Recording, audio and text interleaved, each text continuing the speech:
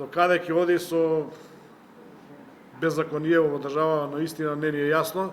Дури од аспект на најучените, највисоко образовани луѓе во државата, носители на јавна функција да прави вакви работи, наистина не ни е јасно. Во оваа држава секој си прави што си сака. Остро реагира првиот човек на СОНК откако УКИМ реши да си направи уште еден синдикат. Иницијативата ректорите да формираат засебен синдикат на ниво на факултетите е скандалозна, но и е против законот за работни односи, вели Јаким Неделков. Упати апел до нив подитно да престанат со, како што рече, атакот врз универзитетите, зашто тоа било кривично дело.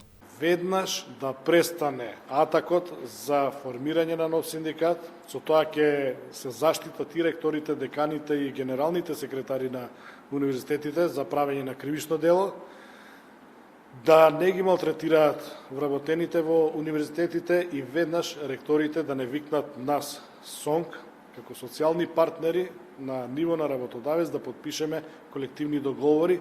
Според Неделков, најверојатно целта на новиот синдикат кој се формира предизборно е да не го подпишат колективниот договор со кој просветните работници треба да добијат 10% повисоки плати, бидејќи пари во буџетот најверојатно нема. Со тезата дека доколку не се формира таков синдикат и доколку не се зачленат сите во тој синдикат, ќе нема зголемување на платите во високото образование за 10%. Што вие претходно преговаравте и подпишавте таков договор за покачување на плати. Се разбира дека подолг временски период преговаравме за висината на зголемување на платите во високото образование.